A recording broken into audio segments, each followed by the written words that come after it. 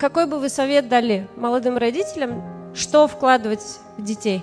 Хорошо, 3 вещи. Первое. Вообще не оставьте свободное время детям. Я этому учился у своей мамы. Моя мама воспитала 10 детей, мне было годик. Когда остался без отца, нас было 10. И она сама одна воспитала нас. И я кое-что сейчас анализирую, я понимаю, как она это делала. Минута свободное время не должно быть у детей. Потому что любая свободная минута, они тут же начинают делать ненужные вещи. Они тут же начинают играть, тут же начинают делать ненужные вещи. И это, соответственно, приводит к тому, что сломает их характер.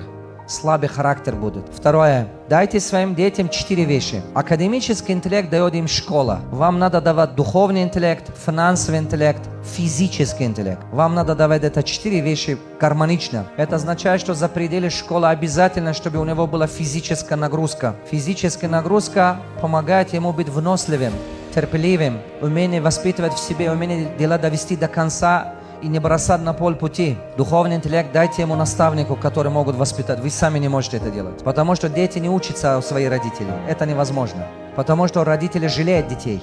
Нужно отдавать наставнику, который воспитывает ребенка. Вот это 3 вещи, когда отдадите, у вашего ребенка появится сильный характер. А финансовый интеллект помогает ему быть сообразительным, управлять ресурсы, грамотно управлять ресурсы. Это важно.